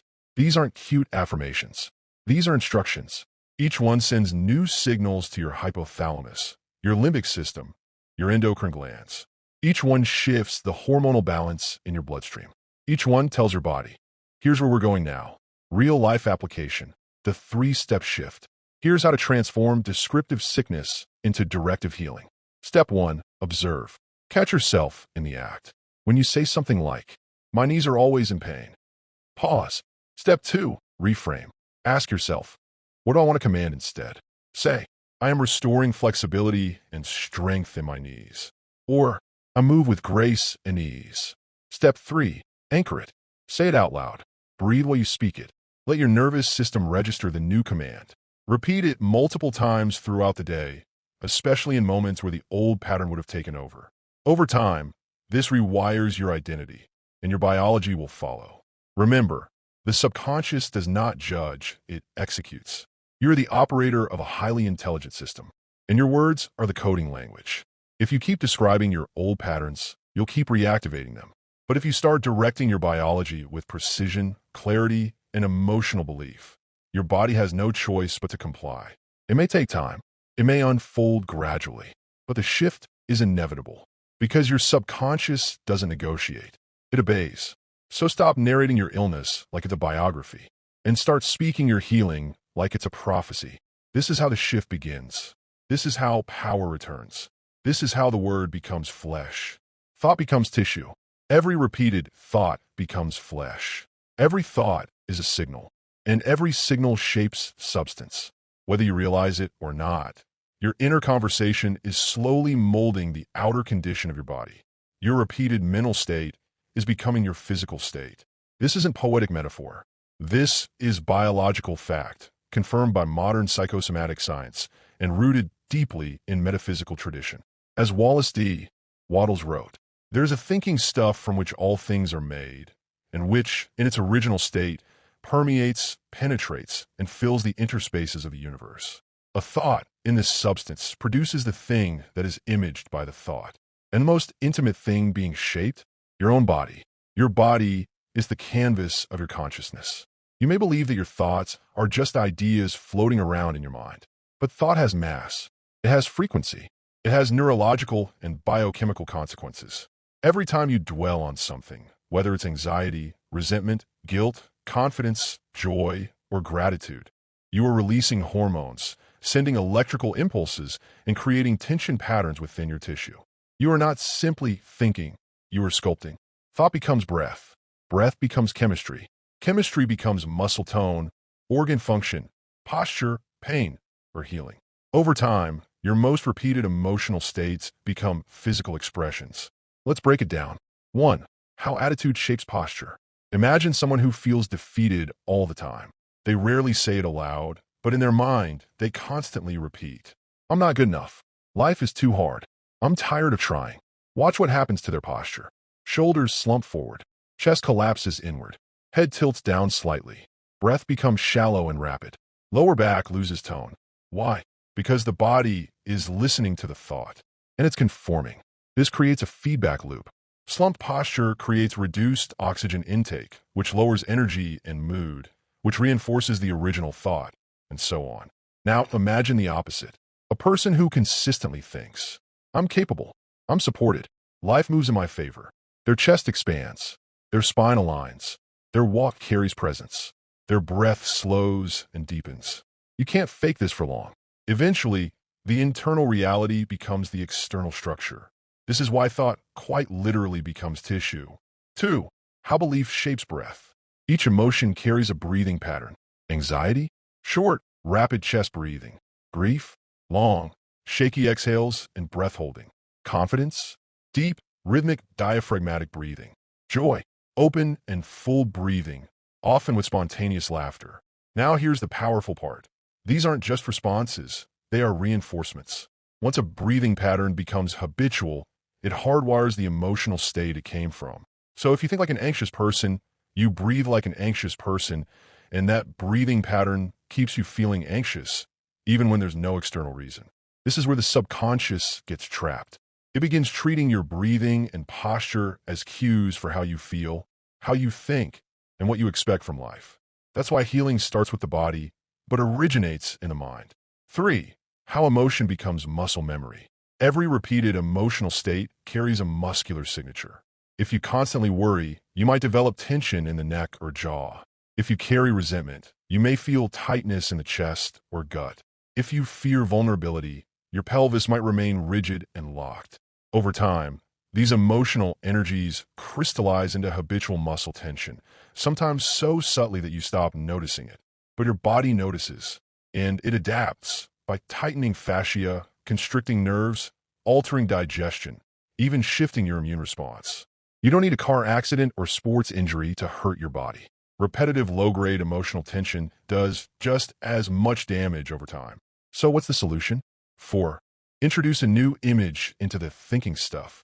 Wattles tells us, to think health when surrounded by the appearances of disease requires power. But whoever acquires this power becomes a master. You can't wait for your body to change before you change your thoughts. You must lead your biology. The infinite thinking substance that Wattles speaks of responds only to clarity, repetition, and feeling. So get what it needs. Visualize your body as vibrant and pain-free. Speak as if strength is already returning. Act as if renewal is happening now. This is not fake. This is formative. Science calls this neuroplasticity and epigenetics. Spirituality calls it faith and divine command. The process is the same. You hold a mental image long enough with enough emotional conviction, and your inner substance responds by forming new pathways, healing old tissues, and attracting the people, ideas, and environments that support your image. 5. Thought is the blueprint. Tissue is the clay. What you repeatedly think becomes the instruction. What you repeatedly feel becomes the fuel. And what you repeatedly focus on becomes flesh. This is not symbolic. It is literal. Doctors know this. Chronic stress causes ulcers, heart attacks, infertility, and immune suppression. Psychologists know this. Childhood trauma alters body chemistry, sleep cycles, and even facial expressions. And metaphysicians like Wattles knew this over a century ago, before MRI machines or hormone testing. Your body is not broken. It is obeying. It is following your most persistent internal narrative. So if you want a new body, begin by creating a new relationship with your mind. 6. The new practice, rewriting the body with thought. Here's a simple daily exercise to start installing new tissue patterns through conscious thought. Step 1. Close your eyes. Sit upright. Relax your shoulders. Step 2. Breathe deeply and evenly in and out through the nose. Step 3. Begin to speak in your mind or aloud. Every cell in my body is open to healing. My spine is long. My heart is lifted. My breath flows effortlessly. I release all tension from my muscles. I trust my body to restore itself now. I'm the sculptor. My thought is the tool. My body is the result. Do this daily, with feeling, with trust, with clarity. Over time, the inner image replaces the outer limitation, and the body, being made of obedient tissue, has no choice but to follow. Your body is not a fixed object. It is a living echo of what you've been thinking. Change the echo by changing the song. Speak what you intend, not what you observe. Observation repeats cycles. Intention reshapes them. There is a silent trap most people live in, a trap that feels logical, rational, even responsible. It is the trap of describing reality instead of declaring creation. You ask someone how things are going, and they say, "It's rough right now. The bills are piling up. I'm always tired. My body isn't what it used to be. People just don't treat me right. That's how it's always been." These sound like innocent truths. But here's the hidden problem. When you keep speaking what is, you keep feeding what was, and you block what could be. You become a passive mirror of your past, rather than an intentional architect of your future. This is where Wallace D. Wattles was crystal clear. Do not talk about the present results unless you want to perpetuate them. Speak always of the thing you want as though it were already yours. This is not positive thinking. This is spiritual engineering. The law of perpetual transmutation. Everything is energy. Everything is in motion. Even solid objects, like your home, your body, your job title, are made of swirling particles and vibrating fields. And according to the law of perpetual transmutation, higher frequencies of energy always reshape lower ones. That means a clear intention will eventually override a cloudy circumstance. A powerful affirmation will transform a passive complaint. A focused mental image, consistently energized, must begin to replace the physical conditions that contradict it. But here's the catch. The law works both ways. If you consistently observe and speak your current reality, especially when it's not what you desire, then you're energizing the very patterns you want to escape. Observation becomes recreation. That's why the voice, your own spoken word, becomes the bridge between possibility and manifestation. Why most people stay stuck? It's not because they lack talent. It's not because they don't want more. It's because they are emotionally loyal to the story they keep repeating. They say, "That's just how my life goes. Nothing ever works out for me. It's always been like this." They believe they are simply being realistic, but they are actually being recyclistic. They're looping an energetic pattern over and over by using their divine power of speech as a tool of confirmation, not creation.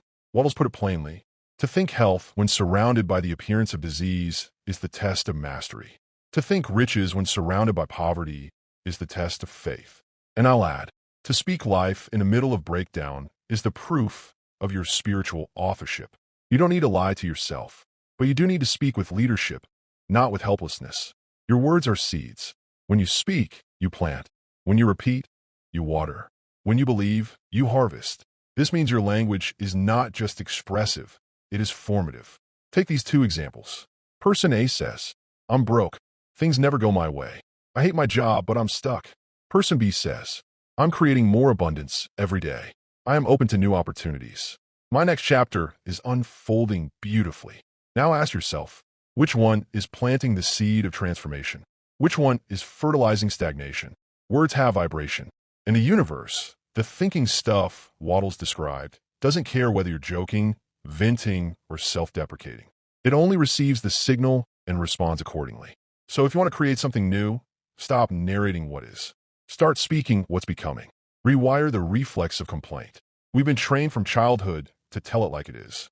But spiritual creators must tell it like they intend it to be. This doesn't mean ignoring problems. It means overriding them with purpose. Let's look at how to reframe typical observations into intentional declarations. I'm tired and overwhelmed. My energy is being renewed daily. I am learning to work in harmony, not in pressure. I never have enough money. Wealth is drawn to me as I align with its vibration. I am now choosing new channels of prosperity. I always attract toxic relationships. I am worthy of healthy, loving connections. I magnetize mutual respect and truth. The key is not blind optimism. The key is emotional authorship. To speak with vision, not just reaction. To choose your verbal frequency as carefully as you choose your clothes. When you speak, you sculpt. The most effective spiritual teachers, from ancient sages to modern metaphysicians, have always emphasized the spoken word. Why? Because your voice is not just air passing over vocal cords. It is consciousness made audible. It's how you take formless ideas and begin the process of giving them structure, not only in your brain, but in your field. It's the bridge between the unseen and the seen. And like a sculptor with a chisel, your words chip away at your current reality and reveal the masterpiece hidden beneath. Every complaint delays. Every intention accelerates. So be ruthless with your inner dialogue. Be bold with your outer speech. Speak only what you want multiplied. A daily practice to reclaim your voice. Use this every morning before you begin your day. 1. Sit up or stand tall. Speak these words aloud. I no longer describe what I dislike. I declare what I desire. My voice carries power. My words are sacred. I now speak only what I am becoming. I do not worship appearances. I command outcomes. Life responds to my declaration, not my description. 2. Replace your top 3 recurring complaints with powerful affirmations. For example, no one supports me. Support is appearing from expected and unexpected places. This is taking too long. Everything is unfolding in divine timing. I always mess things up. I am evolving with every step. I learn. I rise. I thrive. 3. Repeat this pattern anytime your mouth wants to describe what's wrong. Redirect it, not in denial, in dominion. Speak as the creator, not the reactor. There are 2 types of people in this world. Those who narrate life, and those who author it. Narrators stay stuck in the loop. Authors rewrite the script. Choose wisely which one you are each time you speak. Because as Wallace D. Wattles taught, and as the universe confirms every day, you must never speak of yourself, your affairs, or of anything else in a discouraged or discouraging way. Fix your attention on the mental image of what you want, and act and speak as though you had already received it. Your future is listening. It's taking notes. It's forming itself based on the vibration of your voice. So stop describing the storm. Start declaring the calm. Speak not what is, but what shall be. Your breath is your broadcast. Your breath carries your inner dialogue into the body. Stop for a moment. Listen, not to the noise outside you, but to the rhythm within you. The breath, that silent messenger, that unspoken prayer, that primal signal of life. Before you ever spoke a word, before your mind was cluttered with thoughts, your breath carried the first broadcast of your existence. A newborn doesn't speak language, but their breath communicates life, presence, and need. In every inhale and exhale, the body learns how to respond to the world. And even now, the breath still listens to your inner world more than anything else. Your breath isn't just air. It's intelligence in motion. It is the living bridge between your thoughts and your body. And when your thoughts are scattered, anxious, or afraid, the breath becomes shallow, fast, uncertain. But when your mind is centered, intentional, and victorious, your breath slows, deepens, strengthens. Your breath carries the tone of your soul, and your body is always listening. Science confirms what sages have always known. Breathing patterns alter the entire physiology. Deep, slow breathing stimulates the vagus nerve, lowers cortisol, and signals the parasympathetic nervous system to relax, heal, and restore. Meanwhile, rapid or shallow breathing triggers a state of alert or even panic, flooding the body with stress chemicals. The difference isn't just in oxygen. It's in energy. It's in intention. It's in what your breath broadcasts. Wallace D. Wattles understood this energetic principle long before it became mainstream science. In The Science of Being Well, he speaks of calm, poised thought, and the vital force that flows when the mind is trained on wholeness. Vital force, he said, follows thought, and thought is carried, transmitted by the rhythm of breath. Consider this. Every time you speak, your breath is behind every syllable. Words are not just mental, they are physical. They ride the breath like a wave. And that wave hits your body first. You don't just say things into the air, you echo them through your bones, your bloodstream, your cells. Speak stress, and your body tightens. Speak peace, and your body unwinds. Speak lack, and your posture collapses. Speak strength, and your spine straightens. The tone of your voice matters just as much as the content. Say, I'm okay, with fear in your breath, and the body won't believe it. Say, I am healing, with authority and calm, and your nervous system takes it as truth. Your tone is a command. Your breath is the amplifier. Your body is the receiver. You must learn to breathe like someone who believes in their own power. Not like someone trying to prove it, but like someone who has already claimed it. This is not about theatrics. This is about biological sovereignty. You don't need to scream to speak victory. In fact, the most powerful declarations often arrive in stillness. Think of the monk who utters a mantra with the quiet certainty of a mountain, or the mother who whispers a word of healing over her child, or the soldier who steadies his breath before stepping forward. Power doesn't shout, it breathes. This is why the great teachers, saints, and sages focus so deeply on the breath, because it is the vehicle of life force. It is how energy moves into form, and it is always reflecting your belief. If you speak a declaration but your breath is shaky, your body feels the discord. But if you breathe as though your words are truth, the body reorganizes itself to follow. Your breath should not contradict your affirmations. It should reinforce them. So the next time you say, I am strong, check your breath. Is it tight or open? Is it shallow or deep? Is it rushed or rooted? If your breath doesn't believe it, your body won't either. Start your declarations not with words, but with breath. Let the breath say it first. Let your inhale carry the possibility. Let your exhale deliver the command. Say it through your breath before you say it through your mouth. Let your lungs rehearse your victory. Wattles said to act and think in a certain way. Not vaguely, not hopefully, not nervously, certainly. And certainty has a breath. It's calm, it's powerful, it's deliberate. You must begin to speak your future through the breath of now. You must begin to breathe as someone becoming, not someone doubting. When you wake up in the morning, don't just think your intentions. Breathe them. Before you open your eyes, before you check your phone, take 3 deep, centered breaths and let each one carry a truth. I am alive. I am whole. I am moving in power. Let those breaths echo through your muscles and organs. Let them become your morning broadcast. Speak what you want into your breath all day long. Let it become your inner language, your background score.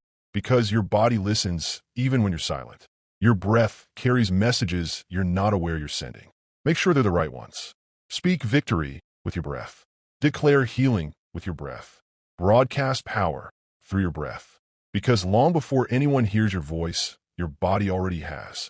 And it always obeys the message you breathe most often. So breathe like you're becoming. Because you are. And your body is listening. The language of the new you. You must speak as if you're already the person you are becoming. You're always becoming something. The question is, are you becoming that consciously or by default? Wallace D. Wattles, in The Science of Being Great and the Science of Getting Rich, instructs readers to act and think in a certain way. The way of the person who already possesses the life they desire. That means your speech, thoughts, and behavior must be aligned with the identity you are becoming, not the one you're leaving behind. This segment centers on the power of language to shift identity. How to speak like your future self before that self is physically visible, and why this is the foundation of real transformation. Identity is scripted through language.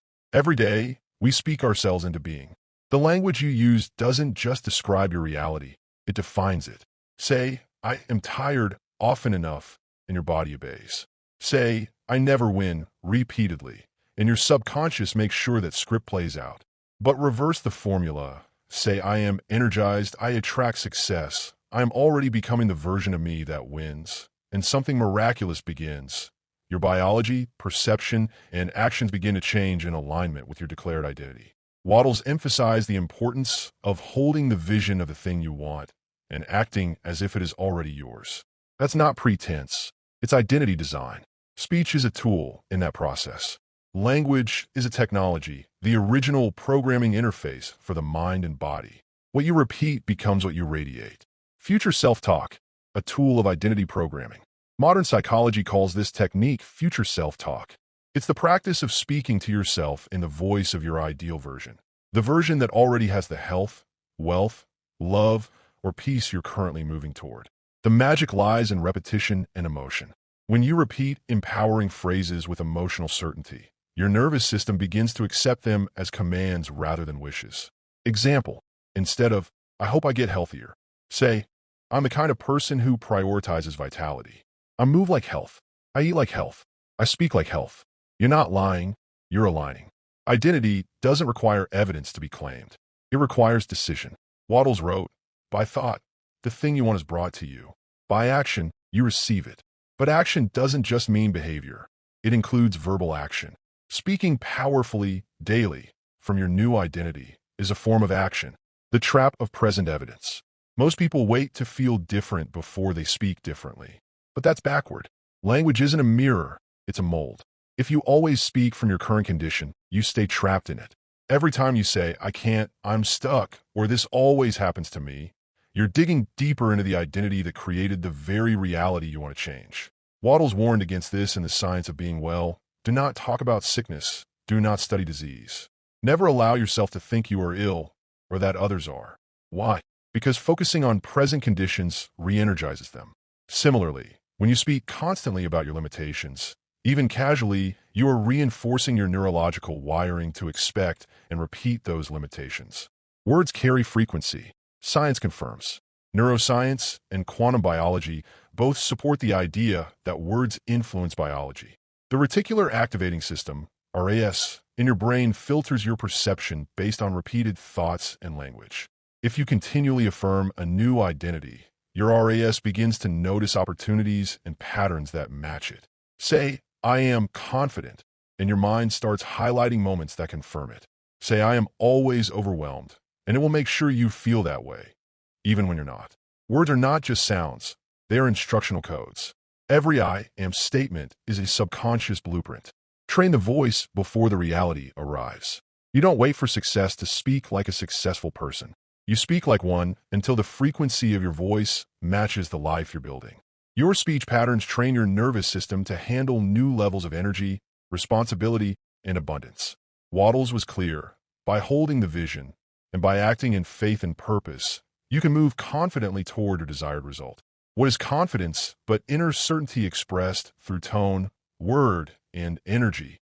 So, when your voice trembles with maybe or I'll try, your body receives mixed instructions. But when your voice steadies with I am, I do, I rise, your body starts obeying your intention. Identity shifting language patterns. Replace passive, past-based, and victim language with I am becoming. I already operate as. I choose to respond as. I speak from power, not from panic. Examples. Instead of I can't lose weight, say I am someone whose body loves being strong. Instead of I hate how anxious I always feel, say I'm becoming the calmest person I know. Instead of I wish I could heal, say my body is already healing in ways I can't yet see. This isn't about delusion. It's about instruction. It's about becoming the captain of your own ship rather than reporting the weather. Speak until it's true. Affirmations are not about immediate results. They are about ongoing alignment. Wallace D. Wattles urged us to persist in thinking and acting a certain way, even when the outer world hasn't caught up yet. You might not feel powerful right now. Speak power anyway. You might not see healing yet. Speak healing anyway. You may not fully believe your worth yet. Speak worth anyway. Because your future self isn't waiting to arrive. It's waiting for your permission. And that permission is granted through your daily language. You will never speak higher than what you believe about yourself, but you can speak yourself into believing more. This is how you build the language of the new you. As Wattles might say, speak what you seek until you see what you've spoken. Gratitude as verbal alchemy. Gratitude turns invisible power into visible outcomes. Imagine if there were a way to speak reality into form, to transmute your invisible intentions into physical results, not through force, but through alignment. Gratitude is that way. Wallace D. Wattles said, you can never get rich or be healthy or achieve greatness if you are ungrateful. Why? Because gratitude is the magnetic language of creation. It is the bridge between thought and manifestation, between spirit and substance. When you speak gratitude before the thing arrives, you're declaring your alignment with it. And that declaration activates invisible forces on your behalf. Gratitude is verbal alchemy. It transforms your present moment by changing your inner vibration. It doesn't wait for proof. It creates the proof. Wattles' core principle. Gratitude connects you to creative energy. In the science of getting rich, Wattles makes this powerful statement. The grateful mind is constantly fixed upon the best. Therefore, it tends to become the best. It takes the form or character of the best and will receive the best. Here's what he's saying in today's language.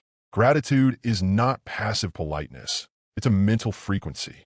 When you stay in a state of sincere thankfulness, especially for things not yet seen, you attune yourself to the level where those things already exist. You're not begging the universe. You're matching it. You're not chasing. You're claiming. Gratitude tells the universal mind, I already trust you. I already receive. I already believe it's mine. And that faith becomes substance. Speaking gratitude creates spiritual momentum. Gratitude isn't just a feeling. It's a spoken technology. Every time you speak grateful words, even softly, you program your subconscious mind, direct your attention, and stimulate higher emotion in the body. For example, thank you for my expanding wealth. I'm so grateful for the health flowing through me now. I give thanks for the loving people showing up in my life. When you say these things consistently, especially before the evidence appears, you're training your inner world to expect abundance. That expectation magnetizes outer confirmation. Wattles again reinforces this in his writing. The moment you permit your mind to dwell with dissatisfaction upon things as they are, you begin to lose ground. The opposite is also true. When your mind dwells in verbalized gratitude, you gain ground fast. Gratitude as pre-faith declaration. Speaking thankfulness in advance isn't pretending. It's faith in motion. When you say, thank you that this problem is already resolved, even before a solution appears, you activate one of the most powerful universal forces, belief in the unseen. The Bible said, faith is the substance of things hoped for, the evidence of things not seen. Wattles echoes this when he says gratitude is how we remain in connection with the source of all supply. Faith doesn't demand proof. It expresses gratitude as proof. When you speak gratitude as if your desire is already fulfilled, you're no longer trying to get it. You're now living from it. The body responds to gratitude. Modern science supports this ancient truth. Your cells listen to the language you speak. A study from UC Davis found that people who practiced daily gratitude showed measurable improvements in physical health, lower inflammation markers, and better sleep.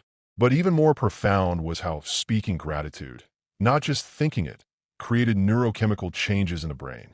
Your brain responds to gratitude with dopamine and serotonin, chemicals of motivation, well-being, and focus. These chemicals don't just improve mood. They affect how your immune system operates, how your heart beats, how your blood flows, and even how your body repairs itself. So when Wattles writes, faith, gratitude, and purposeful action are the keys to wealth, he's giving us both a metaphysical and biological formula. Verbal gratitude, a ritual to reshape reality. Here's a powerful daily exercise rooted in Wattles principles, blended with neuroscience and spiritual law. Morning declaration. Upon waking, say aloud, thank you for this day. Thank you for all the good that's coming. Thank you for who I'm becoming. Speak slowly and feel each word. Midday amplification. Speak gratitude for progress you're making, not just outcomes, but effort. I'm grateful for how committed I'm becoming. Thank you for the clarity that's forming. I'm thankful for the inner peace expanding in me. Evening pre-sleep script. As you lie in bed, say, thank you for today's lessons and blessings. Thank you for the wealth already forming behind the scenes. I rest in gratitude for the unseen working in my favor. You are literally programming your subconscious through the power of verbalized appreciation, not just for what you have, but for what is on its way. Gratitude cancels resistance. Wattles warns against letting doubt or fear interrupt the creation process. He says, to permit doubt to enter your mind is to cause confusion. Gratitude is the antidote. Whenever fear arises about money, health, relationships, or timing, respond with spoken gratitude. Thank you that I'm being guided. Thank you for abundance unfolding in perfect ways. Thank you that I'm already provided for. This doesn't just calm the mind. It neutralizes resistance. Gratitude is non-resistant energy. It cannot coexist with panic. The more you speak it, the more you live it. Speak gratitude for who you're becoming. Finally, speak thanks for your own evolution. Thank you for the strength I didn't know I had. Thank you for helping me trust myself. Thank you that I now see myself as worthy of all good. This is where real alchemy occurs, not in just getting external stuff, but in becoming internally transformed. You become a person of abundance first, and then abundance has no choice but to meet you. You cannot be grateful and powerless at the same time. You cannot be grateful and bitter at the same time. You cannot be grateful and stuck at the same time. Wallace D. Wattles was right. Gratitude unites you with the creative energy of the universe. Every word of thanks you speak, especially before the results arrive, is a key turning in the lock of your new reality. So speak it now. Not to get, but because you've already received in the unseen. That's the alchemy. Speak victory or speak nothing. You are either commanding life or echoing limitation. Choose. There comes a moment in every seeker's journey when the real challenge is no longer about what you believe, but about what you say out loud. That's the final test. To be so vigilant over your words, so committed to inner alignment, that you refuse to speak anything that contradicts your desired reality. You either speak victory or you speak limitation. There is no neutral speech in the spiritual economy. Wallace D. Wattles wrote in The Science of Getting Rich, there is a thinking stuff from which all things are made. A thought in this substance produces the thing that is imaged by the thought. But here's what he didn't spell out, and what modern spiritual science now emphasizes. Your spoken words are the activators of your thoughts. Thoughts held in silence are latent. Thoughts spoken aloud are creative commands. This is why speak victory or speak nothing is not just a motivational phrase. It's a universal law in operation. You're always speaking something into form. Every time you speak, you're broadcasting. Your words are not just vibrations in air. They are orders to the invisible. The formless substance, the intelligent, creative essence of the universe, doesn't just respond to your desires. It responds to your clarity. And clarity is best revealed through speech. Let's say you desire wealth. You visualize it. You journal about it. But then, in casual conversation, you say things like, money's just tight right now. Nothing ever seems to work out for me. I'm not that lucky. Those aren't harmless complaints. They are verbal contracts with lack. You are giving instructions to the creative substance to withhold what you want, because you keep affirming that it's not coming. Wattles said it plainly. To fix your attention on the best is to surround yourself with the best. And how we fix our attention? By what we speak consistently. The power of verbal victory. Now, flip the script. Let's say things in your life appear stuck. You have every reason to complain. And yet, you say, I know it's turning around for me. This is making me stronger. Everything I desire is moving toward me. I choose to expect good. That's not just positive thinking. That's creative dominance. That's faith in motion. When you speak victory, even when there's no outer sign of success, you shift your entire vibration. And that inner shift becomes a signal.